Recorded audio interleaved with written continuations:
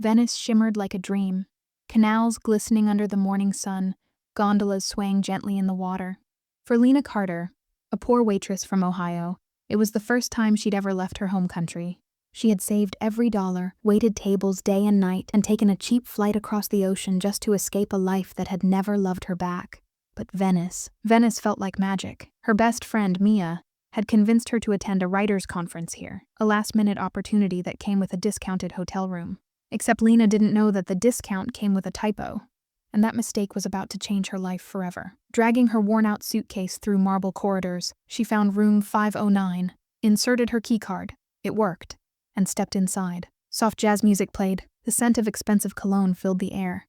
"Wow," she whispered. "This can't be the right room." But before she could step out again, the bathroom door opened, and standing there, half-dressed, towel around his waist, tattoos inked over muscles that looked carved from stone, was a man with eyes like midnight. He looked shocked, then amused, and then dangerously intrigued. "Who the hell are you?" His voice was low, deep, commanding, the kind that made her heart skip. Lena froze, her lips parting. I think I have the wrong room. I'm so sorry, he smirked. Clearly. The man stepped closer, every move slow, deliberate. "But since you're already here, you might as well tell me your name." "Lena," she whispered. He tilted his head. "Lena." Pretty name. Her heart pounded. She could barely breathe. Everything about him screamed danger. The cold watch on his wrist, the faint scar on his jaw, the quiet power in his tone. She hurried toward the door, but then a loud knock echoed. "Boss," a deep voice said from the hallway. "The Russians are here. They want to discuss the shipment." Lena's eyes widened. "Boss?" The man sighed, ran a hand through his hair, and gave her a look that made her knees weak. "Stay," he said. "Don't move." Not a word. He opened the door, and suddenly the air filled with tension, voices, and danger. Lena realized she hadn't just walked into the wrong hotel room. She had walked straight into the world of a mafia boss. After that night, everything blurred. There were shouts, threats, and a blackout of memory. When Lena woke again, her head spinning, she wasn't in the hotel anymore. She was in a mansion, a villa overlooking the Venetian lagoon, sunlight pouring through white curtains. And on her finger, a ring, gold, heavy, with a name engraved inside, Domenico Russo. She gasped. "What is this?" A voice from the doorway. "It means you're my wife." Domenico stood there, wearing a crisp white shirt, looking far too calm for someone who had just changed a woman's entire life. "You passed out last night," he said. "I took care of the paperwork." "Paperwork?" She choked. "What paperwork?" "The marriage license," he said smoothly. "You're mine now." Lena's eyelids fluttered open. The room was bright. Sunlight spilled through sheer curtains that danced in the sea breeze. Outside, she could hear waves, soft and rhythmic, but this wasn't a hotel. She sat up, confusion hitting her like a wave. The bed was covered in white silk. A glass of water waited beside a vase of red roses. Then she saw the ring again, a solid band of gold, too real to be a dream. Before she could tear it off, the door opened. Domenico entered, dressed in a crisp white shirt, sleeves rolled up. His tattoos peeked through the fabric, subtle but dangerous. "Good. You're awake." "What is this?" Lena demanded. "Where am I?" "In my home," he said calmly. "Venice," she blinked. "Your home? You kidnapped me," he chuckled softly, though his eyes didn't smile. "If I kidnapped you, you'd be tied up in the basement. Instead, I gave you the master suite." Lena glared. "You can't just," he interrupted gently. "I can. And I did." Then more quietly. "Last night, the Russians saw you with me. If I hadn't declared you my wife, you'd be dead by now." Her voice cracked. "Wife?" He stepped closer, his gaze locking onto hers. "On paper, yes, temporarily. It was the only way to protect you." She shook her head, trembling. "I don't want your protection. You don't have a choice, Bella Mia." Days passed in silence. The mansion was beautiful, but it felt like a gilded cage. Servants bowed when she walked by. Guards patrolled the gates. And every time she tried to ask for help, someone stopped her with a polite smile. "Signora Russo." The boss's orders. That name haunted her. Mrs. Russo. One night, unable to sleep, she wandered through the villa. The hallways were lined with oil paintings. Men in black suits, families, lavish parties. The Moretti and Russo clans, she guessed.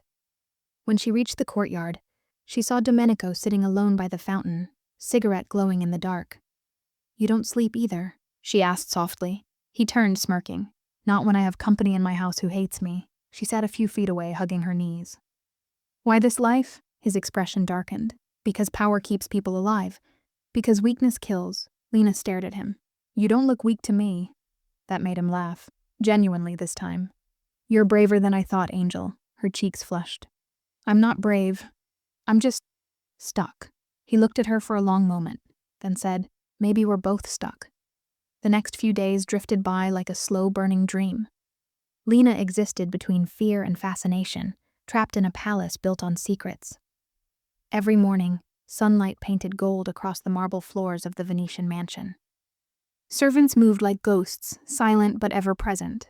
Each time she passed, they bowed slightly, whispering, Buongiorno, Signora Russo.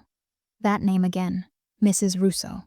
Each time she heard it, a part of her heart clenched tighter. But beneath the surface calm, there was something unsettling.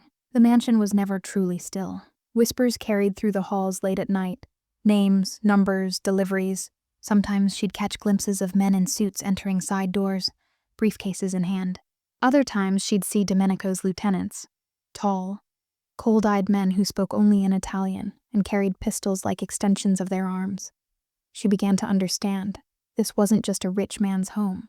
It was the center of something powerful, something dangerous. It was near midnight when Lena slipped out of her room.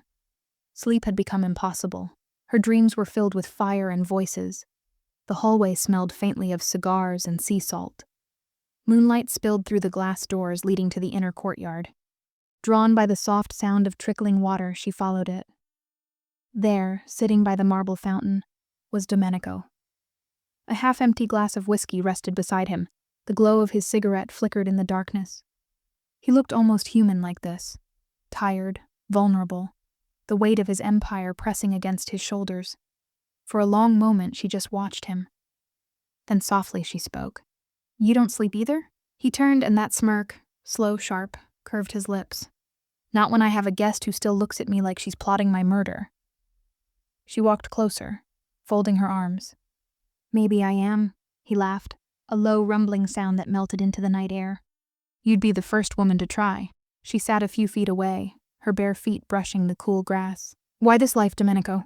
She asked. Why choose danger when you could have peace? He stared at the fountain, silent for a while. Then his voice turned low, thoughtful. Because peace doesn't exist for men like me. Lena tilted her head. You make it sound like a curse. It is. He took another drag of his cigarette. The smoke curled like ghosts between them. My father ran this family before me. My grandfather before him. You don't walk away from blood, Lena. Not without leaving a trail behind. She swallowed, studying him. The cold exterior, the calm, controlled tone, it all cracked for a moment. She saw the boy beneath the Mafia boss. The one who maybe once dreamed of something simpler. Do you ever regret it? She whispered. His eyes met hers, and for a second they burned with truth. Every damn day, the silence that followed was thick, electric. The sound of the waves outside mixed with the distant hum of the city. He leaned forward slightly. You think I wanted to hurt you? Lena's throat tightened. You kidnapped me. His voice dropped to a whisper. I saved you. You just don't understand what from. Her heart thudded painfully. Then tell me. He shook his head slowly. Not yet. You're safer not knowing. For a long moment, neither of them moved. The world shrank down to the sound of the fountain and their breathing. She noticed how the moonlight touched his face, the faint scar near his jaw, the way his eyes softened when he looked at her. It was the first time she saw something real. Something beyond power and violence. You don't look weak to me, she said softly. That surprised him. His lips twitched into a half smile. You don't know me, Angel? Maybe not, she whispered, but I'm starting to. For a brief, fleeting second, she thought he'd touch her. His hand almost reached out, but he pulled back, standing up abruptly. The mask returned. Go back to bed, Lena, before you start believing this place is safe. And then he walked away, disappearing into the shadows of his own empire. That night, Lena didn't sleep. She lay awake, staring at the ceiling, her heart heavy with questions and something else. Something she didn't want to name, because for the first time, she wasn't sure if she wanted to escape or to understand him. The next day she tried to leave. She found the back gate unguarded and ran, heart pounding, wind in her hair. But before she could reach the street, a car screeched to a stop. Domenico got out, eyes blazing. What the hell do you think you're doing? Leaving, she shouted. You can't keep me here. He grabbed her wrist, not harshly, but firmly. You think Venice is safe for you now? The Russians saw your face. I don't care, she cried. I'd rather die free than live in your world. For a long second, he said nothing. His chest rose and fell with anger. And something else. Then his voice softened. You have no idea how much trouble you're in, Lena. How many men would kill to hurt me? Through you. Her eyes filled with tears. Then why didn't you let me go that night? He exhaled sharply, and before she could pull away, he kissed her. It wasn't gentle. It wasn't planned. It was raw, desperate, like two storms colliding. When he finally let go, his hand lingered on her face. That, he whispered, is why I couldn't. She stood there breathless, heart racing. I hate you, she murmured. His lips curved faintly. Good, hate me, but don't ever try to leave again. As he walked away, Lena's heart betrayed her. Because no matter how much she wanted to hate him, she couldn't deny the fire that burned in his eyes when he looked at her. The morning after their conversation in the garden, something shifted between them. Lena couldn't name it, but she felt it. The air inside the mansion felt heavier, charged. Every glance, every word carried something unspoken. She caught him watching her at breakfast, his expression unreadable, yet his gaze lingered too long, and when she looked up, he didn't look away. The world outside the mansion continued. Boats drifting through Venetian canals, church bells echoing through narrow alleys. But inside these gilded walls, it was a different reality, one where danger and desire danced too close. Lena sat in the grand dining room, staring at the untouched plate before her. She felt his presence before she saw him. The faint click of shoes on marble, that confident rhythm that always announced Domenico Russo long before he entered a room. Good morning, Signora Russo, he said smoothly. The way he emphasized the name made her stomach twist. She looked up, forcing calm. I told you to stop calling me that, and I told you, he replied, stepping closer, that names mean protection here. People don't touch my wife. His voice carried an edge, not a threat, but a quiet promise, and it made her heart race for reasons she couldn't admit. She stood, brushing past him. I'm not your wife. But before she could leave, his hand caught her wrist. Firm, but not cruel. Then stop acting like you want to run, he said softly. Their eyes met, her breath hitched. That dangerous glimmer in his eyes wasn't anger this time.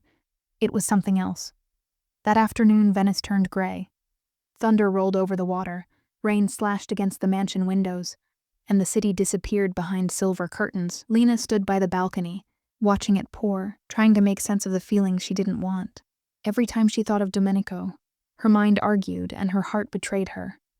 And then, the door behind her creaked open. Storm's getting worse, he said quietly. She didn't turn. Seems fitting. He moved closer, the sound of his footsteps slow and deliberate. Fitting for what? For being trapped, she said, almost bitterly. He stopped beside her, their reflections blurred in the rain-streaked glass. You're not a prisoner, Lena. You're under my protection.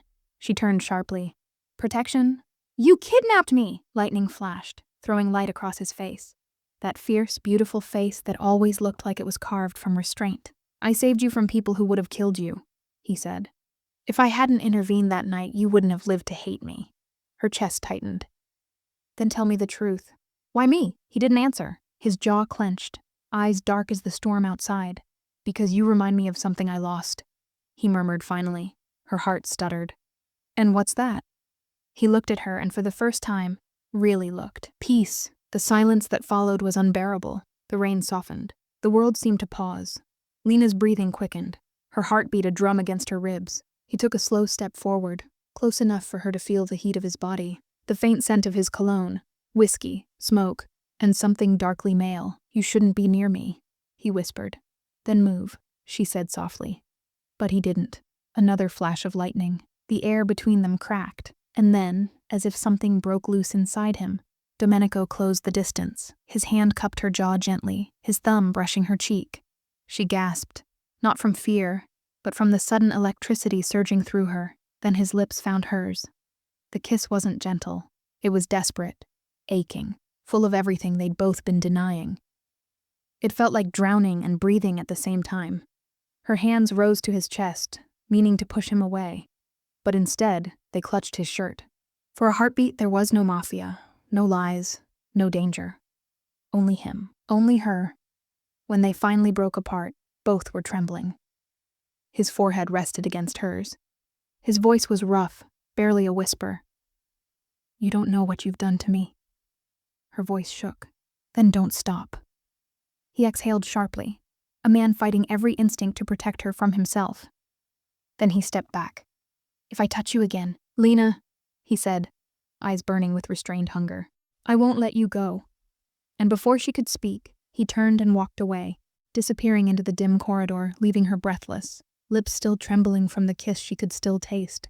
That night, Lena lay awake again, her mind screaming that he was danger, but her heart whispering that maybe danger had never felt this right. The following morning, Lena woke to the sound of distant laughter echoing through the mansion. Servants hurried through the halls, carrying crystal trays, wine bottles, and gold-rimmed invitations. Something was happening. She stepped into the corridor, curiosity overtaking her fear, and found Sophia, one of the housekeepers, arranging white lilies in a vase. What's going on? Lena asked. Sophia smiled softly. The annual Venetian gala. The boss is hosting it tonight. The boss, Lena repeated quietly. You mean Domenico? Sophia nodded, eyes glimmering with something that wasn't just respect. It was fear. Yes, it's an important night. Everyone who matters in Italy will be there. Lena hesitated. And me? The woman smiled again, smaller this time. You're his wife, aren't you? You'll be right beside him. Lena's heart skipped. His wife. That word didn't stop haunting her. No matter how many times she told herself it wasn't real, her heart didn't listen. That evening, Lena stood before a mirror she could barely recognize herself in. A floor-length black gown hugged her frame, its fabric shimmering like liquid shadow. Her hair fell in soft waves, lips painted a deep wine red. She looked like someone else, someone powerful, someone who belonged in his world. And then he entered. Domenico stopped in the doorway, still adjusting the cufflinks on his midnight suit. For the first time, he didn't hide the way his gaze lingered on her. You clean up well, he said quietly. She met his eyes in the reflection. Is that your idea of a compliment? His lips curved faintly. It's my way of saying you're breathtaking. Her breath caught. There it was again, the way he could make her heart betray her with a few words. He offered his arm. Let's go, Bella mia. The world is waiting. The grand palazzo glittered under chandeliers, laughter spilling into the Venetian night. Women in gowns and diamonds, men in suits and secrets, everyone pretending civility while hiding sin. As they entered, whispers rippled through the room. Who's that with Russo? Is that his new mistress? No. Someone said he married her. In secret. Lena felt their eyes like knives. She leaned closer and whispered, They're staring. He leaned down, lips near her ear. Let them. The music swelled, violins, champagne, and politics. Domenico guided her through the crowd, introducing her to people who smiled too wide and bowed too low. But then, across the ballroom, a man appeared, tall, elegant, and wearing the kind of grin that promised trouble. Ah, Domenico muttered. I should have known he'd come. Lena followed his gaze. Who is he? Luca Romano, he said grimly. My rival, and the kind of man who takes what he wants. Before she could ask more, the orchestra shifted to a waltz. Domenico turned to her, hand outstretched. Dance with me, he said. She hesitated. I don't know how, he smiled faintly. Then follow my lead. The moment their hands touched, everything else faded. The noise, the people, the lights. It was just them. He moved with precision, guiding her effortlessly, his hand at her waist, his voice low and smooth. You're doing fine, he murmured. She met his gaze. And there it was again. That unspoken connection neither could explain, but as they spun, she caught Luca watching from the edge of the dance floor. His eyes locked on her. When the song ended, Luca approached, bowing slightly. May I steal your beautiful wife for a dance, Russo? Domenico's smile didn't reach his eyes. She's not available, Luca smirked. Everyone has a price. And just like that, the warmth between Lena and Domenico vanished, replaced by something sharp and territorial. As the night went on, Lena noticed Domenico's mood darken. He drank more than usual, his jaw tight, eyes flicking toward Luca every few minutes. When she finally stepped out onto the balcony for air, she heard footsteps behind her. Luca. Careful, he said smoothly. Your husband has a reputation. Men like him don't love. They possess. Lena turned sharply. And what would you know about love? He smiled. Enough to recognize when a woman's in danger. Before she could respond, a door slammed behind them. Domenico was there, eyes blazing. Step away from her, he growled. Luca only laughed. Still territorial, I see. Domenico moved closer, his voice low. Touch her again, and I'll throw you into the canal myself. Luca smirked and walked away, unbothered but amused. When they were alone again, Lena crossed her arms. You didn't have to do that. His gaze softened, then darkened again. You don't understand, Lena. In this world, appearances keep you alive, she whispered. And what am I, Domenico? A shield? A showpiece? He looked at her, really looked at her, and the pain in his eyes wasn't something a killer should have carried. You're the only thing that makes me feel human. For a heartbeat, the world stood still again. The music inside faded. The rain returned, and Lena realized she was already in too deep. The gala ended in glitter and smoke. Laughter faded into whispers, and whispers melted into danger. By midnight, the canals outside Venice were silent, except for the soft hum of a black speedboat gliding through the water. Lena didn't know it yet, but every elegant smile she'd seen at the gala had already been part of a larger game. And she was the prize. Back in the mansion, Lena sat by her window, the moonlight painting silver streaks across her skin. Her thoughts wouldn't stop circling. The kiss, the jealousy, the look in Domenico's eyes when he'd said, "You're the only thing that makes me feel human." She wanted to hate him. She really did. But hate doesn't make your heart race every time he walks into a room. A knock echoed against her door. "Come in," she called softly, expecting the housekeeper. But the door creaked open, and instead of Sophia, 2 masked men stepped in. Before she could scream, a hand covered her mouth. A whisper, "No noise. Boss wants you quiet." Her heart pounded. Which boss? Then she saw the tattoo on the man's wrist, a snake coiled around a rose, Luca Romano's mark. The world blurred. Silk curtains, marble floors, a struggle too short, chloroform too strong. When Lena opened her eyes again, the air smelled like salt and gasoline. She was on a boat. The water was dark beneath her, the city lights shrinking in the distance. "Please," she whispered, voice trembling. "Where are you taking me?" One of the men grunted. "Don't worry, sweetheart. Our boss just wants to talk." She shivered, wrists bound, her pulse racing faster than the boat's engine. In the reflection of the glass, she saw her own terrified eyes, and behind them, the faint glimmer of guilt. She shouldn't have gone to the gala. She shouldn't have met his eyes. When the boat stopped, they dragged her into an abandoned palazzo on the far side of Venice, a place that smelled of wine, dust, and danger. Candles flickered. Shadows moved across old paintings, and at the center of the room stood Luca Romano, glass of red wine in hand. He smiled when he saw her. There she is, in the secret bride of Venice. Lena's heart sank. "You have the wrong idea." "Oh, I don't think so," he said smoothly. "You see, Domenico hides many things, but marrying someone without telling his enemies? That's a declaration of war." He circled her slowly, eyes gleaming. "Tell me, Lena, do you love him?" Her throat tightened. "No," he chuckled. "You said that too quickly." Before she could answer, the sound of gunfire shattered the silence. Glass exploded. Men shouted. Luca turned sharply. "He found us already?" The next moment, the main doors burst open, and Domenico stormed in like a dark storm given flesh. Rain drenched his suit, his eyes burning with fury. "Let her go," he said coldly. Luca smirked. "You came alone?" Domenico fired one warning shot, the bullet slicing past Luca's ear and into a wine bottle behind him. "Last chance," Luca laughed, raising his glass. "You really think you can keep her safe from us?" But Domenico didn't answer. He just moved, faster than anyone could blink. A blur of violence, a thud, and silence. Moments later, Lena found herself in his arms, trembling, breathless. "Are you hurt?" he asked, his voice hoarse but gentle. She shook her head, tears spilling. "You came for me." He looked down at her, jaw tight. "Of course I did." They drove back through the rain, silence heavy between them. The storm outside mirrored the one inside. When they reached the mansion, Domenico turned off the engine, staring at the rain beating against the windshield. "I told you this world was dangerous," he said softly, her voice cracked.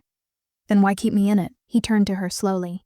"Because," he whispered, "I don't know how to let you go anymore." Her heart broke a little at the honesty in his voice. Because for the first time, she saw not the Mafia boss, but the lonely man beneath. That night she cried, not because she feared him anymore, but because she feared what she was becoming around him. The night they escaped felt endless. Venice slept under a blanket of storm clouds as Domenico drove through empty alleys and shadowed bridges, his jaw tight, his eyes fixed forward. Lena sat beside him, wrapped in his jacket, the scent of rain and gunpowder still clinging to her skin. Her hands trembled in her lap, not from fear anymore, but from everything unspoken between them. He hadn't said a word since the rescue, but his hand, rough, scarred, and steady, had found hers once, in the chaos of escape. He hadn't let go since. They reached the outskirts of Venice before dawn, a crumbling villa surrounded by fog, hidden behind ivy and silence. This place, Lena murmured as he pushed open the old wooden door. Was my mother's, Domenico said softly. No one knows about it. You'll be safe here. Safe. She almost laughed at the word. She wasn't sure what safe meant anymore. Not when the man standing beside her could kill with one hand and cradle her face with the other. He lit a single candle, the flame flickering across his face. For the first time, she saw exhaustion behind his strength. You should rest, he said quietly. And you? He gave a small, tired smile. I don't sleep much, she hesitated. Because of what you've done? He looked up, eyes meeting hers, and in that moment she saw something break inside him. Yes, he whispered, and because of what I might do next. The next morning, Lena woke to sunlight spilling through cracked shutters. The air smelled like coffee, strong and bitter. When she stepped into the kitchen, she froze. Domenico stood by the counter, sleeves rolled up, hair tousled, pouring coffee like it was the most normal thing in the world. Good morning, he said without looking up. She stared for a moment. You cook?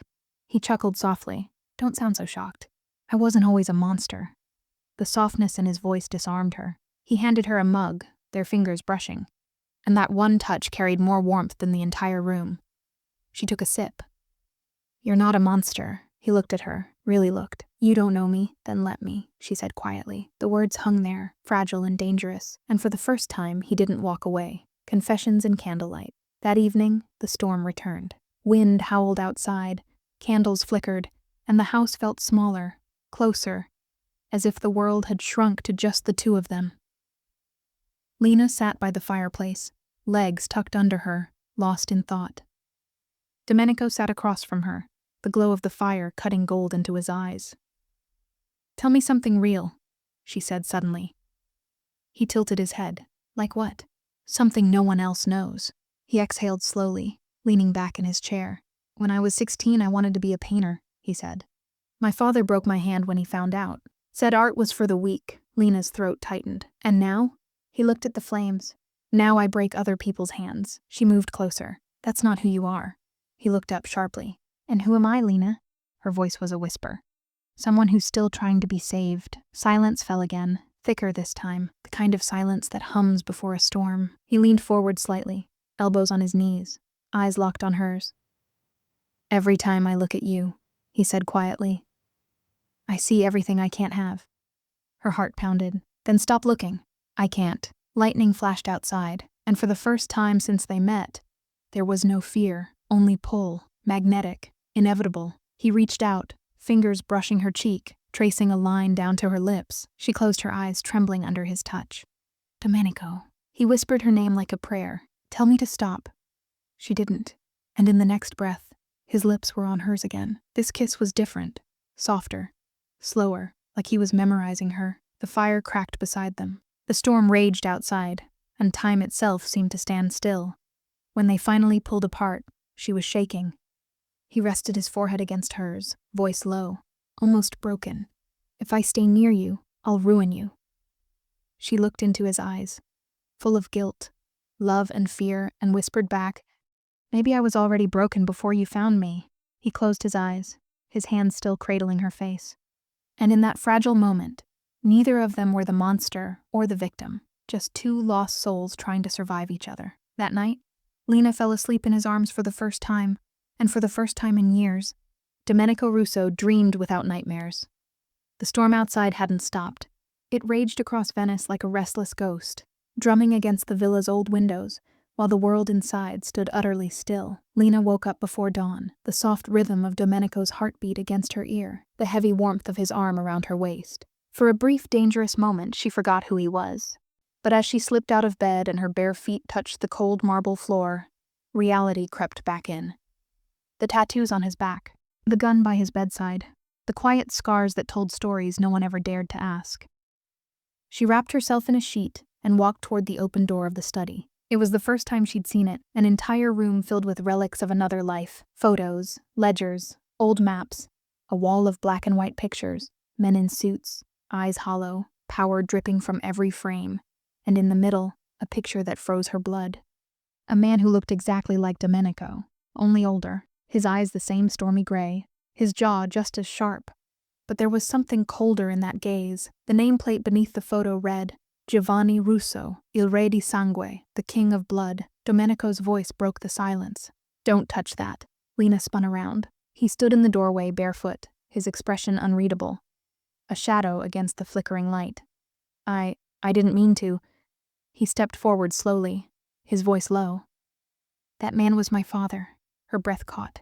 The king of blood? He nodded once, the most feared man in southern Europe. And the reason I can never be free, the confession. The morning after the storm carried a quiet that didn't feel peaceful. It felt like the pause before something breaks, the moment when everything seems calm, but beneath it, something sharp waits to strike. Lena woke up alone. The other side of the bed was cold, the sheets untouched. Domenico was gone. The sound of distant waves echoed through the open balcony doors, and for the first time, she noticed how empty the villa felt without him. It wasn't just a home, it was a fortress built on ghosts. She walked through the halls barefoot, the faint scent of his cologne leading her toward the study. There, the door was ajar. Inside voices, men speaking in Italian, quick and tense. We found her name in the records, boss, one voice said. She's connected to Giovanni. The files don't lie. Lena froze. Her breath caught. Her name? Connected to Giovanni Russo, the king of blood? Before she could understand what that meant, the door opened, and Domenico's right-hand man, Carlo, stepped out. He stopped when he saw her. His eyes widened slightly, then narrowed. Signorina, you shouldn't be here. Her voice was trembling. What are you talking about? Connected how? He didn't answer. Instead, he slipped past her, his silence heavier than any words. Inside the study, Domenico sat behind his desk, staring at an open laptop. He didn't look up when she entered. What's going on? She asked, stepping closer. Lena, he said quietly. Where did you say you were born? The question caught her off guard. Chicago, why? And your mother's name? Clara. He finally looked up, and there was something in his eyes she'd never seen before. Fear. He walked past her and poured himself a drink, hands steady, but eyes dark. When I was 15, I saw him kill a man in this very room. He made me watch. Said, you'll inherit everything, the power, the money, and the blood that comes with it. He took a slow sip. I ran that night. Hid in Naples, lived on the streets for 2 years. Thought I was free. Lena stepped closer, her voice soft. What brought you back? He laughed, bitter, hollow. They found me. Told me he was dead. Told me the family needed a new king. And you said yes? I said no, he whispered. But they didn't ask again. They killed my brother instead. Her heart broke for him. This man of steel who carried grief like a chain. So you became what you hated, he nodded slowly. Because it was the only way to stop worse men from taking the throne. He pulled open a drawer. Inside, a small worn book. My father made every heir sign this. A blood pact, a promise that the family will never betray the code. He flipped to the last page. His name was there. Written in red. Lena reached for it. You can end this, burn it. Walk away. He looked at her, eyes fierce. You don't walk away from blood, Lena. You bury it, or it buries you. The air between them burned. Grief, rage, love, all tangled into one unspoken confession. She whispered, You're not your father. He shook his head. Tell that to the ghosts. That evening, as the sun bled gold over the canals, Domenico stood on the balcony, staring at the horizon. Lena came up behind him, slipping her arms around his waist. You could still choose peace, she said softly. He didn't answer. His phone buzzed on the table, a single encrypted message flashing on the screen. We found her. The one who betrayed your father. Lena's stomach turned cold. What does that mean? Domenico's expression hardened. It means the past isn't done with us. He turned, cupping her face gently. His eyes filled with something between warning and goodbye. If I go after this, you'll see a side of me I can't take back. Then let me see it, she whispered. All of it. Even the darkness. He kissed her, desperate, deep, and trembling, as though he knew it might be their last. And as Venice slept, the Mafia king, who once swore he'd never love again, stepped back into the world of blood and betrayal. Not for power, not for vengeance, but for the woman who had unknowingly become his weakness. Because in Domenico Russo's world, love wasn't salvation. It was the sharpest weapon of all. The night was heavy, soaked with the kind of silence that makes your heartbeat sound too loud. Venice slept under a cloak of fog, but inside the Russo villa, time had stopped entirely.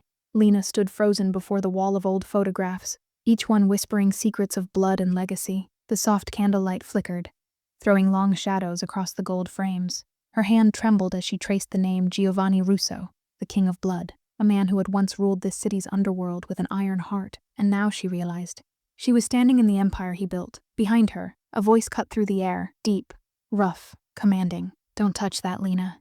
Her breath caught. She turned, and there he was, Domenico, barefoot, his white shirt half unbuttoned, chest rising with quiet anger. The shadows of the past clung to him like a second skin. "I didn't mean to pry," she said softly, guilt filling her voice. "You did," he replied, stepping closer. His tone wasn't cruel, but it carried the weight of someone who had spent his life guarding secrets with blood. "You've been keeping this from me," she whispered. "Your father, the things he did." "I didn't keep it from you," Domenico said, his voice raw. "I tried to keep you from it." The candle flickered again. He walked past her, eyes locked on the photograph of his father. "Do you know what it's like?" he murmured. "To be born into sin? To wake up every day knowing your last name kills more than it saves?" Lena swallowed hard. "You're not him." He turned, eyes blazing with storm and sorrow. "No, but his blood runs through me, and it doesn't forget." He poured himself a drink, the amber liquid catching the dim light. "When I was 15, he began, "my father brought me here, said it was time to learn the family way." He stared at the wall, but his eyes weren't in the present anymore. "He made me watch him kill a man. Said, 'This is how you earn loyalty.'" He downed the drink in one bitter swallow. "I swore I'd never be like him. I ran. Hid for years." Lena stepped forward, voice trembling. "But you came back." Domenico's lips twitched into something between a smile and a wound. "They found me. Said my father was dead. Said the throne needed a new king." Her heart twisted. "And they forced you to become him." He shook his head. "They didn't have to force me. They killed my brother instead." He opened a drawer, pulling out a small black book. It was old, leather cracked, pages stained. He flipped to the back, revealing a signature written in red. My father called it the Libro di Sangue, the Book of Blood. Every heir signed it. A pact sealed not in ink but in blood. Lena's eyes widened. "That's your signature," he nodded. "The day I signed it, I became what I swore I'd never be." Her voice was soft but firm. "You could burn it. Break the chain." He stared at her, the softness in her eyes, the hope she carried so easily.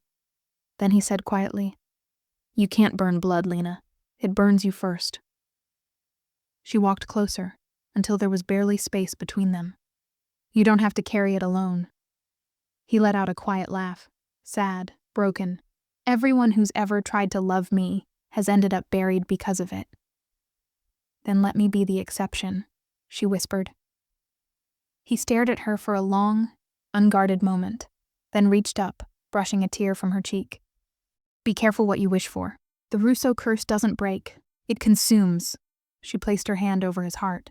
"Then let it consume us both." Their lips met, slow, trembling, desperate. It wasn't a kiss of passion this time. It was surrender. Two souls admitting they were already too far gone to save. Later that evening, Domenico stood at the edge of the balcony, the city glowing faintly below, the canals reflecting light like veins of gold. Lena stood beside him, her head resting on his shoulder. "Maybe this could be your chance to rewrite everything," she whispered. He didn't reply. His phone vibrated on the table behind them. One message, encrypted, untraceable. "The traitor who betrayed Giovanni has been found." Lena frowned. "What does it mean?" Domenico's face hardened, his jaw clenched. "It means someone wants me to finish what my father started." He turned to her, his voice calm, almost too calm. "If I go after this, there's no turning back." She held his face between her hands. "Then I'm coming with you." "No," his voice was final. "If you come with me, you'll see who I truly am. You'll hate me for it." She met his gaze, steady and fearless. "Then I'll hate you and love you anyway." He kissed her again, fierce this time, like a man about to walk into fire, and maybe he was. The morning after the storm carried a quiet that didn't feel peaceful. It felt like the pause before something breaks, the moment when everything seems calm, but beneath it, something sharp waits to strike. Lena woke up alone. The other side of the bed was cold, the sheets untouched. Domenico was gone. The sound of distant waves echoed through the open balcony doors, and for the first time, she noticed how empty the villa felt without him. It wasn't just a home. It was a fortress built on ghosts. She walked through the halls barefoot, the faint scent of his cologne leading her toward the study. There, the door was ajar. Inside, voices, men speaking in Italian, quick and tense. "We found her name in the records, boss," one voice said. "She's connected to Giovanni." "The files don't lie," Lena froze. Her breath caught. Her name? Connected to Giovanni Russo, the King of Blood? Before she could understand what that meant, the door opened, and Domenico's right-hand man, Carlo, stepped out. He stopped when he saw her. His eyes widened slightly, then narrowed. "Signorina, you shouldn't be here." Her voice was trembling. "What are you talking about? Connected how?" He didn't answer. Instead, he slipped past her, his silence heavier than any words. Inside the study, Domenico sat behind his desk, staring at an open laptop. He didn't look up when she entered. "What's going on?" she asked, stepping closer. "Lena," he said quietly. "Where did you say you were born?" The question caught her off guard. "Chicago, why?" "And your mother's name?" "Clara." He finally looked up, and there was something in his eyes she'd never seen before. Fear. He turned the laptop toward her. On the screen was an old photo, a black and white picture of a woman holding a baby in her arms. The woman looked exactly like Lena. The caption read, "Clara Romano, mistress of Giovanni Russo." Lena's knees nearly buckled. "That's not possible," she whispered. "My mother, she was a nurse. She died when I was a child." Domenico stood, his voice breaking through the silence. "She wasn't just a nurse. She worked for my father, and you were born in Venice, not Chicago." She shook her head, eyes filling with tears. "No, that can't be true." He stepped closer. "It is. My men traced the records. Your mother disappeared from the hospital registry the same day my father's mistress gave birth. Her heart felt like it had been ripped in two. You think I'm his—" He didn't answer. His silence said everything. Lena stumbled back, shaking. "You think I knew? You think I planned this?" Domenico's face was unreadable, a storm behind stone. "I don't know what to think anymore," her voice cracked. "Everything I've ever told you was true." He turned away. "The woman who betrayed my father, who caused his death, was his mistress. If your mother was that woman, Lena, then I'm the daughter of the woman who destroyed your family," she finished bitterly. Tears streamed down her face, but he didn't move, didn't comfort her, didn't speak. The distance between them, once filled with love and warmth, was now colder than the marble beneath her feet. "Say something," she whispered. "Say you don't believe it." But Domenico couldn't. He looked at her like she was a stranger. "I want to believe you," he said finally. "But everything points to a truth I can't ignore. And if you really are my father's blood," she interrupted, voice sharp. "Then what? You'll kill me too?" He flinched. "Don't ever say that." But the damage was done. She stepped closer, eyes red and fierce. "You talk about curses, Domenico? Maybe the real curse is that you never learned how to trust anyone, not even the woman who loves you." And before he could stop her, she turned and walked out, her footsteps echoing through the silent halls. Hours passed. Domenico sat in the same room, staring at the photo of Giovanni and Clara. His hand trembled as he poured another drink. Carlo entered quietly. "What should we do, boss?" "Nothing," Domenico said hollowly. "Let her go." "But if she's connected to Giovanni's death, then she's already paid the price," Domenico snapped. "Now leave." When the door closed, he leaned back in his chair, the weight of every secret pressing down like chains. He whispered to the empty room. "I fell in love with my father's sin." Outside, the bells of Venice began to toll, slow, heavy, mournful, and somewhere across the city, Lena stood on a bridge, tears streaming down her face as she watched the dawn break. The same dawn that had once brought her hope now felt like punishment. The sun rose over Venice, painting the canals gold. But for Lena, the beauty meant nothing. Her heart raced as she ran through the narrow streets, past markets and empty courtyards, tears stinging her eyes. The city that once felt like a dream now looked like a trap. Every corner whispered his name. Every reflection in the water looked like his shadow. She had left the Russo villa at dawn, with nothing but a coat, a few euros, and the ache of betrayal burning in her chest. But she didn't get far, because no one really leaves the Russo family. Inside the villa, Domenico stood at the window watching the horizon. Carlo waited behind him. "She's on the east side, near the Rialto," Carlo said quietly. "We can bring her back." "No harm," Domenico didn't answer. His reflection in the glass looked hollow, the weight of doubt eating at him. "Boss," Carlo continued, "you can't let her disappear. The families will find her first. They think she's the key to Giovanni's death." The name hit Domenico like a blade. He clenched his fists. "Find her. But no one touches her. Not a single hair." Carlo nodded and left. Domenico turned back to the empty room, the ghost of his father's portrait staring down from the wall. Giovanni's eyes seemed to whisper from the shadows. "Love makes you weak, my son, and weakness kills kings." He crushed his glass in his hand, blood mixing with whiskey, and whispered, "I'm not you." But even he wasn't sure anymore. Lena ducked through the crowded square, trying to disappear into the chaos of tourists and vendors. She caught her reflection in a shop window, pale, trembling, eyes wild with heartbreak. "I have to get out," she murmured. "I have to get home." But where was home now? The man she loved thought she was a lie. The life she had was built on secrets she never asked for. She ran faster until she reached the docks. The air smelled of salt and smoke. A boat was leaving, an old ferry heading toward the mainland. She pushed through the crowd, but just as she reached the edge of the pier, she froze. A black car pulled up. Men in suits stepped out. Russom and her breath hitched. "No." She turned and ran down a side alley, her boots splashing through puddles, her lungs burning. Behind her, footsteps echoed. "Stop," one of them shouted. She didn't. She ran until she found herself in a dead-end courtyard, surrounded by high walls and water. Her back hit the wall. Her breath came in sharp gasps.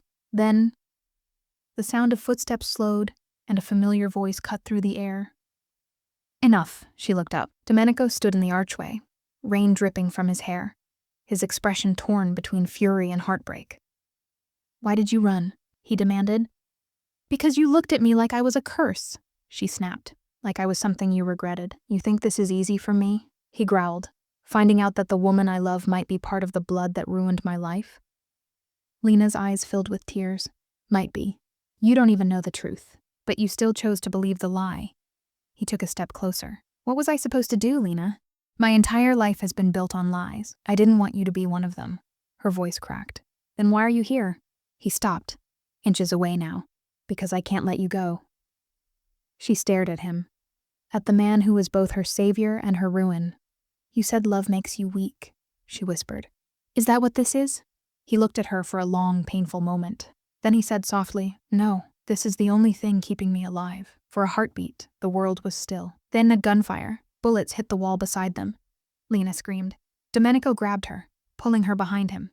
Carlo's voice shouted from the bridge, "Boss! It's the Morandi family, and they found us." Domenico pulled his gun, eyes blazing. "Get her out of here!" Carlo fired back, covering them. Lena tried to speak, but Domenico grabbed her face, his hands rough and trembling. "Go with him. Don't look back. I'm not leaving you." He smiled faintly, a heartbreak hidden in that grin. "You already did." He kissed her, fast, fierce, final, then turned, firing into the smoke as the alley filled with chaos. Carlo dragged Lena through the narrow passage as gunfire echoed behind them. She kept looking back. The last thing she saw was Domenico standing in the rain, his figure swallowed by gunfire and flame. They boarded a small boat and sped into the fog, the sound of Venice fading behind them. Lena clutched her chest, sobbing as the villa disappeared from sight. "Please, don't die," she whispered. Carlo didn't speak. He just stared ahead, grim-faced, as the sky turned crimson. Behind them, the city burned. And somewhere within it, a king fought his fate. The bells of Venice rang in the distance, calm, beautiful, indifferent. But to Lena, they sounded like a countdown to her end. The cobblestones were slick from the morning rain as she sprinted through the narrow alleys, clutching her coat close, her breath coming in ragged bursts. Every sound, a splash, a shout, a footstep, made her flinch. "He's gone," she whispered to herself. "Forget him, just go." But even as she said it, her heart betrayed her. Every step away from Domenico felt like walking without her pulse. The city of lovers had become a maze of ghosts, and every ghost wore his face. A church bell echoed as she stumbled into a small piazza. Tourists laughed under umbrellas, pigeons scattered, and somewhere a gondolier sang. The world looked normal, cruelly normal, as if her heart wasn't breaking apart. She reached into her coat and pulled out the silver locket Domenico had given her. It glinted in the pale light, engraved with a single word: fiducia. Trust. Her voice cracked as she whispered, "You told me to trust you. Then you broke it." She wanted to throw it into the canal, to let it sink beneath the water. But her fingers wouldn't obey, because no matter what he'd done, her heart still beat in rhythm with his. At the same time, back in the Russo mansion, Domenico stood in silence before a table covered with maps and blood-stained documents. Carlo entered quietly. "She's on the east end, close to the waterline near Rialto." Domenico's jaw tightened. "Send men to every exit point. No one touches her. I'll find her myself." Carlo hesitated. "Boss, what if she really is tied to your father's death?" Domenico's head snapped up, his eyes flashing. "Then I'll still protect her. Because she's mine." He pushed away from the table, his voice breaking for the first time. "I don't know what's real anymore, Carlo, but I know how she made me feel. And I won't let this world take that away." Carlo watched him leave, muttering under his breath, "You're not saving her, Dom. You're saving yourself." Lena reached the Ponte del Tet, an old bridge once known for lovers' secrets. She stopped to catch her breath, gripping the railing. Beneath her, the dark water shimmered, reflecting the pale morning light. Suddenly, footsteps. Fast, heavy, coming closer. She turned and saw a figure approaching, tall, in a black coat. Her breath caught. "Domenico?" she whispered, but it wasn't him. It was Alberto, one of his rivals, a man she'd only seen once at the gala. He smiled coldly. "Running away from your husband, Mrs. Russo?" Her stomach turned to ice. "He's not my husband." "Oh, but the papers say otherwise," Alberto sneered. "You think anyone marries into that family and just walks away?" He grabbed her arm, hard. Lena gasped, struggling, but he only laughed. "Relax, Bella. You're worth a fortune to the right people." Then, a gunshot cracked through the air. Alberto's grip went limp. He fell, blood spreading across his chest. Behind him stood Domenico. Rain dripping from his hair, eyes dark as the sea. "Touch her again," Domenico growled, lowering his gun. "And you'll wish you were dead before I pulled the trigger." Lena froze, trembling. "Why are you here?" she whispered. "You made your choice." He took a step closer, anger flickering with something softer underneath. "I didn't come to fight, Lena. I came to fix what I broke." Her tears finally spilled over. "You can't fix trust with bullets, Domenico." He reached for her, slowly, cautiously, like a man approaching something sacred. "I don't know what's real anymore," he said quietly. "But when I'm with you, I remember what it feels like to be human." She shook her head, torn between love and fury. "You're a storm, Domenico. You destroy everything you touch." He smiled sadly. "Then I'll destroy myself before I let anyone touch you." Before she could answer, Carlo's voice shouted from across the bridge. "Boss? We've got company!" Gunfire erupted. Bullets hit the stone railing, sending shards flying. Lena screamed as Domenico pulled her behind cover. He fired back, precise, controlled, deadly. Carlo sprinted toward them, yelling over the chaos. "They're everywhere! The Morandi hitmen, they followed her!" Lena's guilt twisted like a knife. "They came for me," she whispered. "Because of me?" "Don't you dare finish that sentence," Domenico growled, shoving a pistol into Carlo's hand. "She's not dying today." The gunfire intensified, flashes lighting up the rain. Smoke, screams. Venice itself seemed to bleed. As Carlo secured a path toward the docks, Domenico turned to Lena, his face, blood-stained, rain-soaked, heartbreak carved into every line. "You'll go with Carlo. He'll get you on a boat. Somewhere safe." "No," she whispered. "I'm not leaving without you." He grabbed her shoulders. "Listen to me. You have to live. If I stay by your side now, they'll never stop hunting you. But if you disappear, maybe I can end this war." Her lips trembled. "You're lying." He smiled faintly. "Maybe. But it's the only lie that might save you." He kissed her. Deep, desperate, drenched in rain and blood. It wasn't a promise. It was a farewell. Then he pushed her toward Carlo. "Go." She screamed his name as the boat roared away. He stood on the bridge, gun raised, fire behind him, his figure fading into smoke. The last thing she saw was his silhouette, the Mafia king burning in the rain. The rain had stopped, but Venice still felt drowned in silence. The canals were dark mirrors, reflecting only fragments of what once was. Laughter, passion, betrayal. And Lena. She was just another shadow moving through them. Wrapped in a damp shawl, her hair tangled from the wind, she sat on a small motorboat heading out of the city.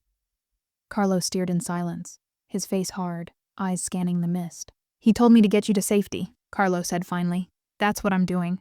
Lena's voice cracked. Safety doesn't exist without him. Carlo looked at her then, really looked at her. The same fire that burned in Domenico's eyes burned in hers.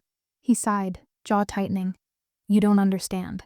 He stayed behind because if he didn't, you'd both be dead by now." She turned her gaze toward the fog, whispering, "Then I'll die where he is." And before Carlo could stop her, she lunged, diving straight into the freezing canal. The water was ice. It swallowed her whole, a cruel black silence pressing against her lungs. She kicked, fought, gasped, her chest burning. But she didn't stop. In her mind, she could still hear his voice, low, steady, defiant. "I'll destroy myself before I let anyone touch you," she surfaced, coughing violently. A gondola light flickered nearby, a small fishing vessel. She swam toward it, clinging to the wooden edge, trembling from cold and heartbreak. "Signora, are you mad?" the fisherman yelled. She coughed, shaking her head. "Please take me back." "To the Russo mansion," the man hesitated, but one look into her tear-soaked eyes and he nodded. "Venice is a dangerous place tonight," he muttered. "But you've got the eyes of someone who doesn't care anymore." By dawn, Lena stood outside what was once Domenico's empire. The mansion gates were half broken. Smoke curled from the shattered windows. She pushed through, stepping over spent bullet casings. The acrid scent of gunpowder still heavy in the air. The marble floors were smeared with footprints, a trail of blood leading toward the grand staircase. Her pulse pounded. "Domenico?" she called out softly. No answer. Then, a voice behind her.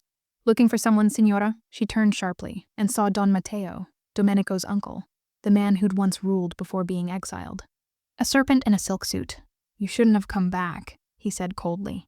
"Your little lover caused quite the storm last night. A pity love makes men weak." Lena's heart stopped. "Where is he?" Matteo smiled, eyes glittering. "Alive, for now, but not for long if you stay." He gestured toward the stairs. "Go ahead. Say your goodbyes before I decide he's not worth the trouble." She ran, through corridors littered with broken glass and bullet holes, until she reached the master bedroom, the one where their story began. And there he was, lying on the bed, shirtless, pale, a bandage wrapped across his ribs soaked in crimson. Domenico Russo, the king of the underworld, the man who could command armies with a whisper, now barely breathing. Lena fell to her knees beside him. "Domenico..." His eyes fluttered open. For a second, confusion, then recognition. "Lena," tears blurred her vision. She touched his face gently. "You stupid, stubborn man." He tried to smile, but it came out as a wince. "You weren't supposed to come back." She leaned in closer. "You weren't supposed to die." Matteo's footsteps echoed as he entered. "Well, well," he said smoothly. "Looks like the fairy tale found its ending." Lena stood up, her fear burning away, replaced by fury. "You did this," she hissed. "You turned him into a monster," Matteo chuckled. "He was born one. I merely reminded him of it." She stepped between him and the bed. "Then you'll have to kill me too." Matteo raised an eyebrow. "Such devotion. Almost admirable. But you see, dear, love doesn't belong in this world." A click, the sound of a pistol cocking. Matteo raised his gun, and then, a deafening bang. The bullet didn't hit Lena, it hit Matteo. Straight through the chest. Lena gasped and turned. Domenico was sitting up, shaking, gun in hand, smoke rising from the barrel. "You're wrong," he rasped. "Love is the only thing that ever made me human." Matteo collapsed. The empire fell silent.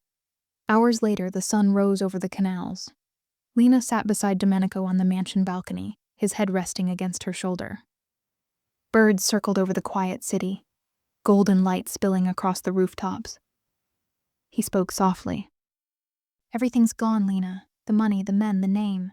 She smiled faintly, brushing his hair from his forehead. "Then maybe we can finally live." He looked at her, half smiling, half broken. "You really think we can outrun who I am?"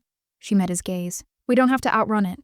We just have to build something better," he exhaled, his hand tightening around hers, and for the first time in his life, the Mafia boss looked at peace. The rain returned that night, soft, steady, cleansing. Venice shimmered beneath the lamplight like a dream that refused to end. Inside a half-burnt chapel on the outskirts of the city, Lena sat beside Domenico. His wounds were healing, but his soul still carried the weight of blood and regret. The candlelight flickered over his face.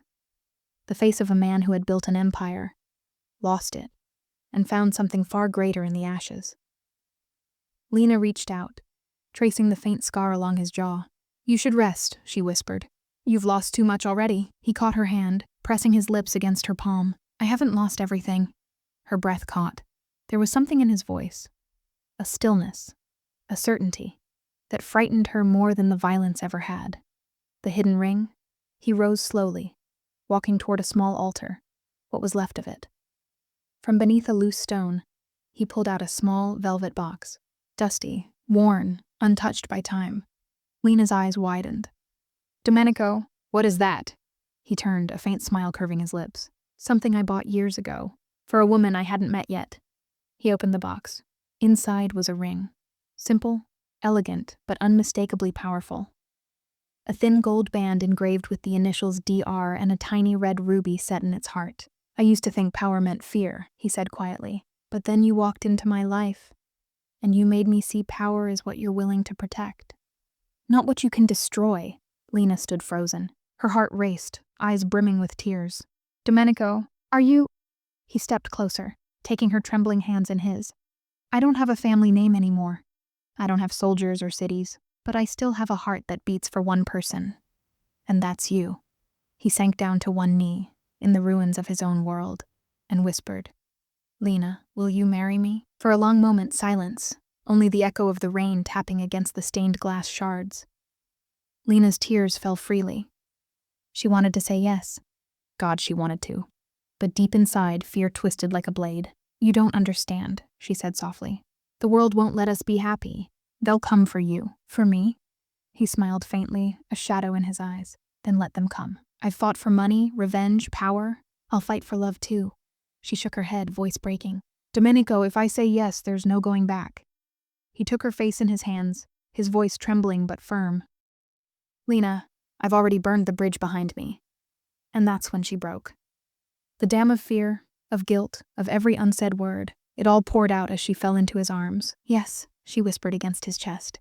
"Yes, Domenico, I'll marry you." Thunder rolled in the distance as he slipped the ring onto her finger, a perfect fit, as if it had always belonged there. He kissed her hand, her lips, her tears, sealing each with a promise unspoken but understood. "No church, no witnesses," he murmured. "Just the truth between us." "And what truth is that?" she whispered back. "That I was never your captor," he said, pulling her close. "Only a man who got lost, until you found me." They stood before the broken altar, the candles flickering like fragile hearts trying to stay alive. He raised her hand over his chest. "From this moment," he said, voice low and reverent, "I belong to no kingdom, no crime, no ghost of my past." She looked up at him, her tears shimmering in the light. "And I belong to no fear, no lie, no world that tries to take you away." Their foreheads touched, and in the stillness of that ruined chapel, two broken souls rebuilt something sacred. The morning after their secret vow, Venice felt quieter than it ever had before. For the first time, Lena and Domenico were free. No soldiers at their door, no whispers of betrayal in the shadows. Just two hearts, bruised but still beating, trying to believe in peace. They sat by the narrow canal outside the chapel ruins. Domenico's arm wrapped around her shoulders, his voice softer than she had ever heard it. "We'll leave tonight," he murmured. "There's a small port in Murano. Carlo has a boat ready. By sunrise we'll be ghosts. No names, no past." Lena leaned against him, a small smile tugging at her lips. "And where will we go, my Mafia ghost?" He chuckled, low and real. "Somewhere no one knows my sins." But just as the warmth of their laughter faded into the cool Venetian air, a sound broke through the calm. Click, a single bullet casing rolled across the cobblestone. Lena froze. Domenico's instincts took over. He pushed her down behind a stone bench just as another shot echoed. The glass from a nearby window shattered, raining down like crystal rain. "Stay down," he growled. She pressed against the ground, her heart hammering. Her eyes darted toward the rooftops, but all she could see was the ghostly fog. Domenico pulled his gun from his jacket, one he swore he'd thrown away. His voice was ice. "They found us." Lena's trembling whisper barely rose above the canal water. "Who?" He didn't answer immediately. But when he finally did, his tone cut through her like a blade. "People I used to call family." That night, the fog deepened over Venice like a shroud. Lena watched as Domenico paced the dim chapel, his jaw clenched. "It's him," he muttered. "Raphael Marino." Lena frowned. "Who is that?" "My right hand. My blood brother. The one I'd trusted with everything, until he sold me out." His eyes burned with memories. Of loyalty turned venom, of power turned poison. "When I took the throne, he said I'd lost my soul. Maybe he was right. But he took everything that made me human. Until you." Lena stepped closer, her hand brushing his arm. "Then we fight. Together." He looked at her, torn between pride and fear. "You shouldn't have to fight my ghosts, Lena. I already am," she whispered. "Every day I choose you." For a moment, silence. Then Domenico exhaled, his jaw softening. "Then we finish this, once and for all." Hours later, they arrived at Rialto Bridge under the cover of night. The moonlight glimmered across the canal as gondolas drifted silently below. And there, waiting in the shadow of a marble arch, stood Raphael. Tall, immaculate suit. The kind of stillness that screamed danger. He smiled faintly as Domenico approached, Lena a few steps behind. "You're hard to kill, old friend," Raphael said. "And you're hard to forget," Domenico replied, his hand resting near his gun. Raffaele's gaze flicked to Lena. "So this is her. The reason you burned the empire for love." "The reason I learned what love actually is," Domenico said coldly. Raffaele's smirk faded. "You think you can escape this life?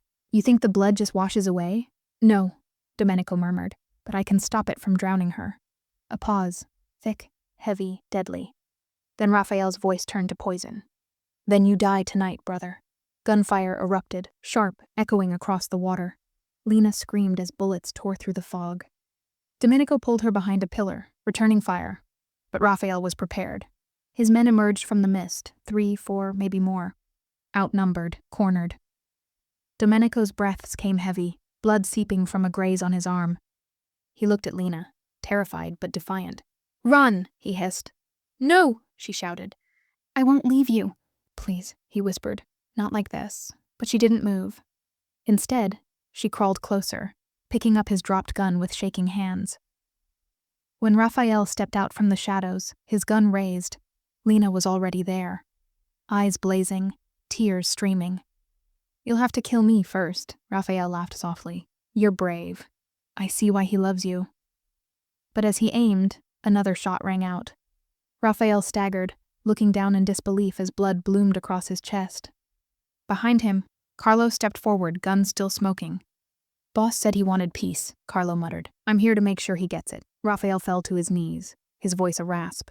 "You think this ends with me? The world you built will never let you go." And with a faint smirk, he fell into the water below. Silence. Only the soft splash of water and Lena's trembling sobs. Domenico pulled her into his arms, holding her tightly as her tears stained his blood-soaked shirt. "It's over," she whispered. "No," he said quietly. "It's just beginning." Because as he looked toward the dark horizon, he saw it. The flashing lights of boats approaching from the distance. Not Raphael's men this time. Interpol. The city of Venice had always been full of whispers. But that night those whispers became warnings. The canals, once silent witnesses to love and death, now carried echoes of footsteps. Footsteps hunting for Domenico Russo. Inside the flickering candlelight of the ruined chapel, Lena couldn't stop trembling. Not from fear of the man she loved, but from the world that refused to let him change. Domenico sat at the edge of the broken altar, hands pressed against his forehead. His knuckles were bruised, his eyes burning. "I thought I buried that life," he said quietly. "But ghosts don't stay buried, Lena. They always find their way home." Lena moved closer, kneeling in front of him. Her voice was a fragile whisper. "Then we stop running, face them together. You taught me how to fight my fears. Now let me fight yours." Domenico lifted his gaze, eyes softening, the beast in him momentarily tamed. "You don't understand, amore mio. These men, they don't forgive. They don't forget. And they sure as hell don't let go. Neither do I, she said. Not when it comes to you. And in that small chapel, surrounded by the ashes of sin, the woman he once swore to protect had become his armor. The next night, the air was heavy, thick with rain and tension. Venice looked almost haunted. Every sound echoed, every shadow moved with intent. Domenico's old contact, Carlo, had returned with news. He tossed a folded photograph onto the wooden table. Lena glanced down and froze. It was a surveillance image. Domenico and Lena, leaving the chapel, captured by a distant lens. They've put a price on your head, Carlo said grimly. 2 million euros, dead or alive. Domenico's jaw tightened. Raphael. Who else? Carlo replied. He's not alone. He's rebuilt your network in your name. He's calling himself Don Russo now. Lena's blood ran cold. He's pretending to be you? Domenico stood slowly, his chair scraping the floor. His voice dropped low, dangerous, calm, terrifyingly certain. No one steals my name and lives. They met under the Rialto Bridge, where the moonlight fell like silver through the mist. Raphael stood waiting, cigarette between his fingers, eyes gleaming like the water beneath them. So, he said smoothly, the king returns to his grave. Domenico stepped forward, Lena just behind him. You took what wasn't yours, Raphael smiled faintly. I took what you abandoned. You walked away for a woman, Domenico. You let your empire rot because of love. Domenico's voice was low but deadly. No, I walked away because I was tired of killing for people like you. Raphael's smirk deepened. Then you're weak. And weakness, my friend, deserves mercy. He flicked his cigarette into the water. Or a bullet. Gunfire shattered the stillness. Lena screamed as bullets tore into the stone beside them. Domenico grabbed her hand, dragging her behind a marble pillar. The water exploded around them as Raphael's men opened fire from the bridge. How many? Domenico growled. Too many, Carlo's voice crackled through the earpiece. You've got maybe 2 minutes before they close in. Domenico took a breath, the calm of a killer settling over him once again.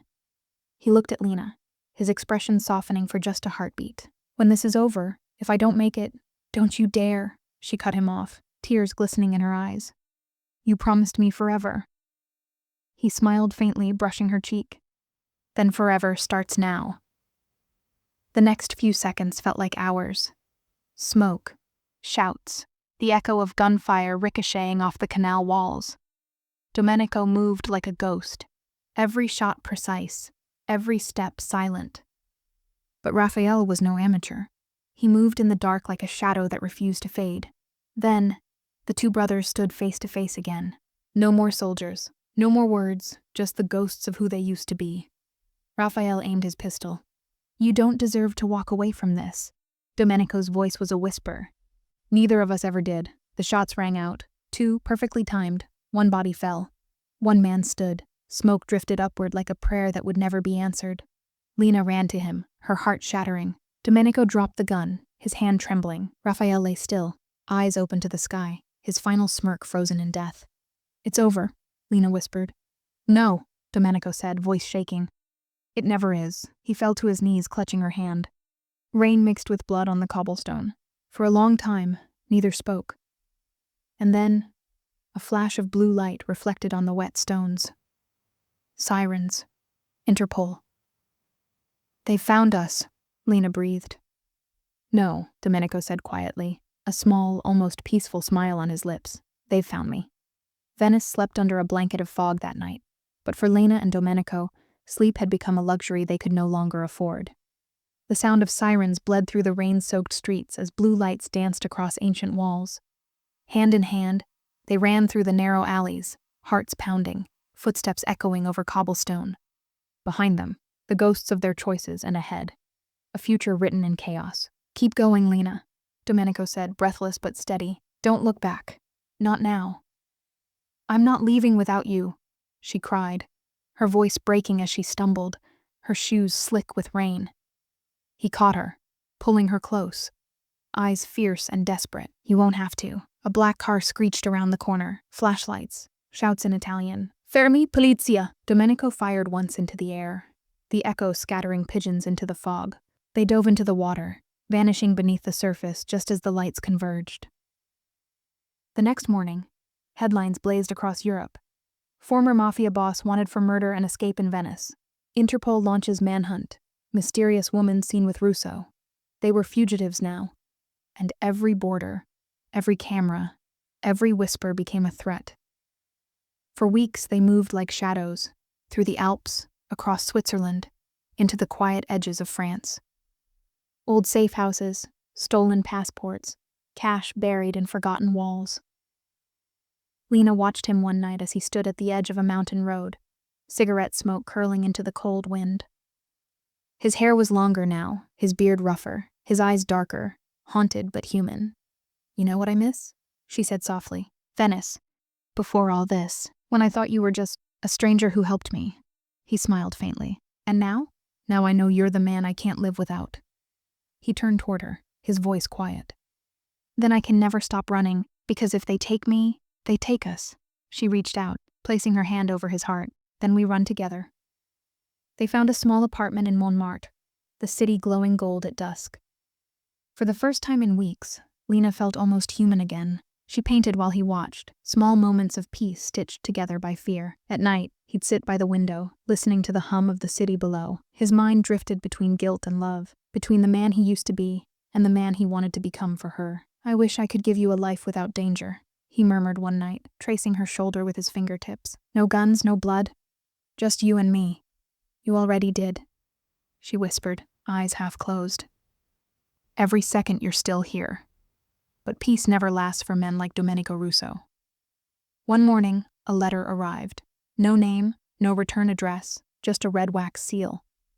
He recognized it instantly. The Council of Venice, the shadow network of dons who once ruled beside him. Inside was a single line written in Italian. "One last meeting. Come alone, or she dies." Lena found him hours later, dressed in black, his gun holstered, his face carved with resolve. "You're going back," she realized. "They'll kill you." "Maybe," he said quietly, "but if I don't, they'll come for you." She shook her head, tears brimming. "I don't want to live in a world where I lose you again." "Then close your eyes," he whispered, kissing her forehead. "And when you open them, I'll be home." He left before dawn, his shadow disappearing into the Paris mist. The meeting was supposed to be at an abandoned cathedral outside the city, but as Domenico stepped through the cracked doors, he knew it was a trap. Laser sights blinked through the dark, a voice echoed from the altar.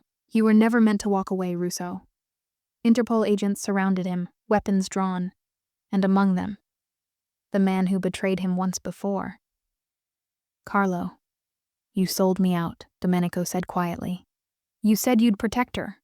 "I did," Carlo replied coldly. "They have her. Cooperate and she lives." Domenico's expression hardened. "Then you've already made your choice." He reached for his weapon. The world exploded in light, sound, and chaos. Back at the apartment, Lena felt it. The silence before a storm. A gut instinct stronger than fear. She opened his drawer, found the spare gun he'd hidden, and the folded note beneath it. "If I don't come back, run to the place where we first met." Her tears fell onto the ink. "No," she whispered. "Not this time." She grabbed the gun and fled into the Paris night. Her heart beat in sync with the city lights, her fear replaced by fury. When Lena reached the cathedral, the air smelled of smoke and betrayal. She saw him, Domenico, bleeding, surrounded, still fighting like a man with nothing left to lose. "Domenico!" she screamed. The shout froze everyone. He turned, his eyes wide with disbelief. "Lena, no!" A gunshot rang out. The world slowed. Lena dropped to her knees, clutching her shoulder, pain slicing through her like fire. Domenico's rage was primal. He tore through the last of the agents, dragging her into his arms as sirens wailed. "You weren't supposed to come," he whispered, tears streaking his bloodied face. "I told you to run." "You're my home," she breathed weakly. "And I don't run from home." He pressed his forehead to hers as red and blue lights washed over them. Rain poured again over Paris that night, a storm that seemed to mourn for them both. The city lights blurred through the glass of the ambulance as Lena clutched Domenico's blood-soaked hand. He hadn't said a word in 10 minutes, just stared at her with that silent, haunted love, the kind that said, "I'd do it all again." "Stay with me," she whispered, her tears mixing with the rain. "Please, stay." He smiled weakly. "You really shouldn't have come for me." "Then who would have?" The sirens grew louder, then cut off abruptly. The ambulance slowed to a stop. Domenico frowned. "Why are we stopping?" The back doors burst open, and armed men flooded in, Interpol badges, cold eyes. One of them grabbed Lena. Another yanked Domenico out by the collar. "Domenico Russo," said the agent. Hours later, under harsh fluorescent lights, Domenico sat across from a table smeared with dried coffee stains and old secrets. Carlo, the man who once called him brother, entered the room. "You should have stayed gone," Carlo muttered, closing the door behind him. "You should have never betrayed me," Domenico replied quietly. "You think you're saving the world by selling me out?" "No, you're just another man wearing a badge to hide his guilt." Carlo sighed, sitting down. "This doesn't have to end badly. Sign this confession, testify against the council, and you walk free." "Walk free?" Domenico laughed softly. "You mean without her? Without my soul?" He leaned forward, voice cold. "You still don't get it. I don't want freedom. I want her safe." Meanwhile, Lena was in a separate room, her arm bandaged, her heart breaking. She could hear muffled voices through the glass, but none of them were his. Her lawyer begged her to stay quiet, but she couldn't. "You don't understand," she said. "He's not what you think. He saved me, over and over again." "Miss Carter," the officer replied flatly, "that man is responsible for 15 deaths and $1 million arms network." She stood up, voice trembling but fierce. "And yet you've never seen him hold a child's hand or save a woman's life. You don't know the man behind the monster. They tried to restrain her, but she pushed past.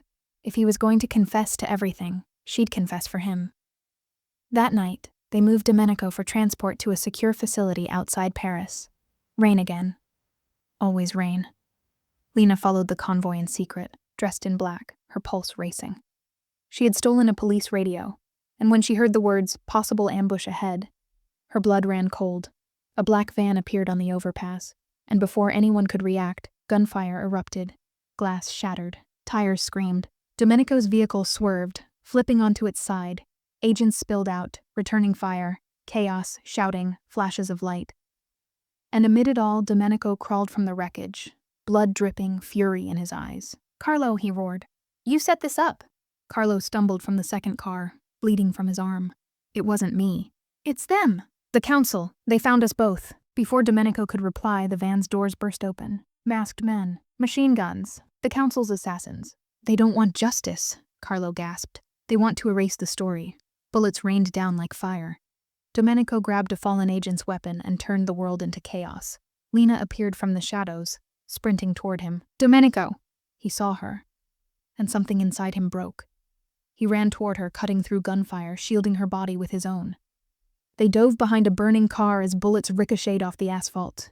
"You came back again," he whispered, coughing blood. "Always," she breathed. A grenade rolled near them. Without hesitation, Domenico kicked it away and pulled her closer.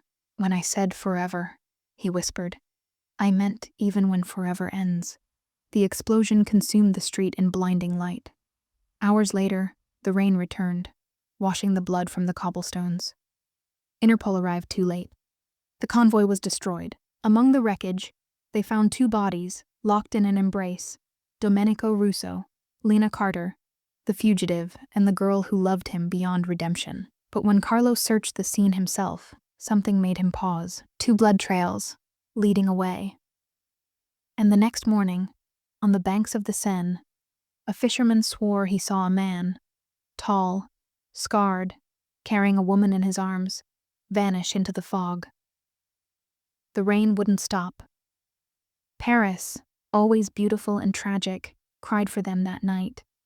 In the hospital parking lot, the flashing red lights faded as Lena sat silently on the cold metal bench outside, her fingers still trembling. Inside the ambulance, Domenico Russo was barely breathing, his pulse weak, his body a roadmap of scars and guilt. Lena pressed her forehead to the window glass, whispering, "You can't leave me now.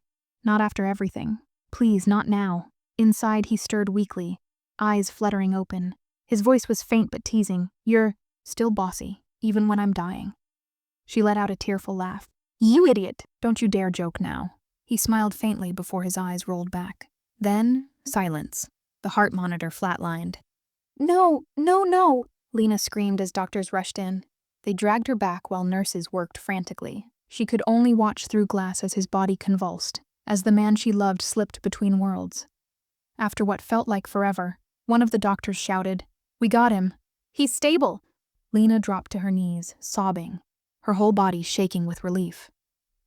By the next morning, the rain had turned to a dull drizzle.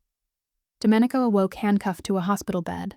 2 Interpol officers stood by his side, silent, watching like wolves waiting for a wound to reopen. "You're lucky," one muttered. "Another minute and you'd be dead." "Maybe that would have been easier," Domenico replied hoarsely. Moments later, the door opened. Carlo De Luca walked in, the man who had been his brother, his betrayer, and now his warden. "Carlo?" Domenico whispered, voice full of disbelief. "Still pretending to be the good guy?" Carlo set a thick folder on the table. "No, just the one still cleaning up your mess." He flipped the file open. Photos, reports, evidence. All of it screamed of death, money, and secrets. "Sign this confession," Carlo said. "Take the deal, testify against the council. You'll serve a few years, maybe less. You and the girl will be protected." "Protected?" Domenico scoffed. "You think the council protects anyone? They own the cops, the courts, even your goddamn conscience." Carlo leaned forward. "You still love her, don't you? Then do this for her." Domenico's gaze hardened. "Everything I've ever done was for her. Even the things that damned me." Across the building, Lena sat in another interrogation room, hands clasped tight, wrists bruised from restraints. The officer, a young woman with sharp eyes, tried to keep her voice calm. "Miss Carter, you're not under arrest, but we need the truth. How long have you known Domenico Russo?" "Since the night I entered the wrong hotel room," she said quietly. "And I haven't stopped running from that mistake since." The officer raised a brow. "You call it a mistake, but we both know you fell for him." Lena's eyes lifted, full of fire and pain. "Yes, I did. And I'd do it again, because he showed me something no one else did. And what's that? That monsters can love too." The officer hesitated, then whispered, "Do you know what he's planning?" "He's going to confess to everything." Lena froze. No, he wouldn't. He already has. To save you." The words shattered her. She stood up abruptly. "Then I'm not staying here." "You can't leave." But Lena was already gone, sprinting down the corridor, her heart pounding against her ribs like a trapped bird. Night fell again. A black sky cracked open by lightning. Domenico was being moved under heavy escort, a convoy of 3 armored vehicles bound for a secret Interpol facility outside Paris. Inside the main vehicle, Domenico sat between 2 agents. His wrists were bound, but his mind was free, calculating, cold, and full of memories of her. He whispered to himself, "Just one more chance, and I'll fix everything." The radio crackled, static. Then, a coded message. "Convoy 2, stop immediately. Roadblock ahead." The lead car slowed, and that's when it happened. The world erupted. A black van appeared from the shadows, headlights blinding. Gunfire tore through the air. The first car flipped. The second exploded. The third, Domenico's, crashed sideways, glass shattering, metal screeching, the air filled with screams, smoke, and the stench of gasoline. Through the chaos, Carlo's voice came through the radio. "Abort mission. It's an ambush." But Domenico heard something else, a familiar tone in the attacker's shouts. The council's men, the ones he'd once led, the ones now hunting him to erase their sins. He kicked the door open, dragging an injured agent out. Bullets whizzed past as he dove behind a burning car. "Where's Lena?" he shouted into the radio. No response, just static until... "Domenico!" His head snapped up, and there she was, running toward him through the rain and smoke, her face streaked with tears, clutching a gun too big for her trembling hands. "You shouldn't be here," he yelled, furious and terrified. "Neither should you." They fought side by side. Every bullet, every breath. Survival was their only prayer. Domenico fired in perfect rhythm, cutting down the men he'd once commanded. Lena covered him, her hands steadying as adrenaline took over. The van exploded, flames roaring high enough to touch the sky. For a moment, the world became red and gold, a cathedral of fire where their love was both cursed and blessed. A masked man aimed at Lena, and Domenico dove in front of her, the bullet grazing his ribs. He winced but stayed standing. "You okay?" he asked. "You're bleeding." "Then I'm still alive." They ran, ducking, shooting, gasping, until silence finally returned. Bodies lay scattered. The rain hissed as it met the fire. Lena dropped her gun, falling to her knees. "You can't keep doing this," she sobbed. "You can't keep saving me." Domenico knelt beside her, his voice soft. "It's all I know how to do." He touched her cheek, his thumb brushing away a tear. Listen to me, cara mia. You'll leave tonight. Go north. Find that small cafe by the sea I told you about. I'm not leaving you. You are. Because this isn't over. The council, they'll keep coming. Then let them come, she said fiercely. They'll have to kill me to take me away again. He kissed her, slow and trembling. A kiss that felt like a promise written in blood. Then headlights flashed in the distance. Interpol backup. Domenico exhaled. Run, Lena, please. Not this time. They turned together to face the lights, their silhouettes framed against the fire. Lovers, criminals, survivors. The bells of Santa Maria della Salute rang softly in the morning fog. Gondolas drifted silently across the canals, their reflections shivering on the water like memories refusing to fade. A hooded woman stood at the edge of the Grand Canal. Lena. Her eyes were tired, her face pale, but her soul still burning. It had been 6 months since the Paris crossfire. 6 months since the night the world thought Domenico Russo died. Every newspaper called it the end of the Mafia king. Interpol closed the case. The council dissolved into the shadows, and Lena disappeared into exile. She'd built a quiet life in Venice, painting at a small studio, surrounded by ghosts of the past and whispers of the sea. Yet every evening, she returned to the same bridge, waiting, because he had promised her once, long ago, if we ever lose each other, I'll find you in Venice. When the bells ring twice. That morning, as she opened the cafe door near her studio, the old owner, Signora Bellini, handed her an envelope. For you, ragazza. Left by a man. Said it was urgent. Her heart froze. The envelope was sealed with gold wax, stamped with a familiar insignia, a lion's head, half broken. Domenico's old family crest. Her fingers trembled as she tore it open. The paper smelled faintly of smoke and cologne. Cara mia, if you're reading this, it means I kept my word. I'm not the same man who walked into that crossfire. The world believes I'm dead.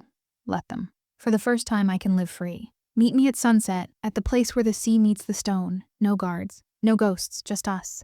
Lena's knees went weak. The letter fell from her hands. Tears blurred the ink as her lips whispered his name like a prayer. Domenico.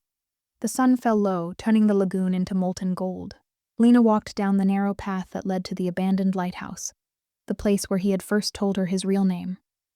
The waves lapped gently against the shore, and there, standing beside a broken boat, wearing a simple dark coat, was Domenico Russo, alive. His face carried new scars, his eyes deeper, wiser, but still his eyes. When he saw her, he smiled faintly. You're late. Lena let out a half-laugh, half-sob as she ran to him. She hit his chest with her fists, crying, You let me think you were dead. He caught her wrist gently, pulling her closer. It was the only way to keep you safe. Safe? She whispered. You broke me. He cupped her face, thumb brushing her tears. I died that night, Lena, but not from the bullets. From the thought of never seeing you again. She kissed him. Desperate, trembling, the kind of kiss that rewrites the past. And in that moment, Venice itself seemed to breathe again. As the night deepened, they sat together on the pier, feet dangling over the dark water. Domenico watched the city lights dance on the canal. I made a deal, he said softly. I gave Interpol everything, names, accounts, operations. In return, they erased Domenico Russo from existence. So who are you now? She asked. He looked at her, a small smile tugging his lips. A man who only wants one thing, to live quietly, beside you. She rested her head on his shoulder. You think they'll ever stop looking for you? Maybe not. But I stopped running the moment you walked back into my arms. Later that night, Domenico opened a small metal box. Inside, the last remnants of his old life. A gun, a passport, and one final council file. He took out a lighter, flicked it open. The flame danced like a tiny sun between them. This, he said, is everything that ever chained me. Lena nodded silently. Together they dropped the file into the fire.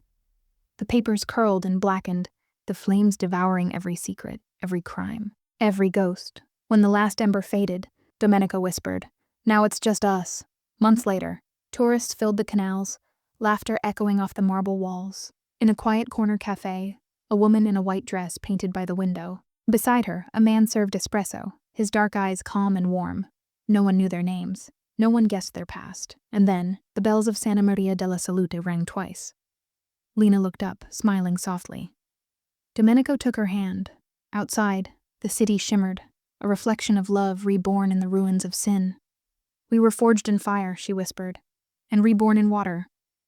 "And maybe," he replied, "that's what love really is." And so, under the fading Venetian sunset, their story wasn't just about an accident or a wrong hotel room, it was about fate. A poor girl who walked into danger and found a love powerful enough to rewrite her destiny. Domenico and Lena, two souls bound by mistake, tested by fire, and saved by love. But love in the Mafia world never ends peacefully. Maybe someday, their past will come knocking again. Maybe their hearts will face another storm. Until that story unfolds, stay with us. Subscribe to BRD Stories Hub, where every heartbeat tells a story, every whisper hides a secret, and every wrong turn could lead straight to love. Turn on the bell so you never miss the next tale of passion, danger, and redemption. Because here, in BRD Stories, love isn't just told, it's felt.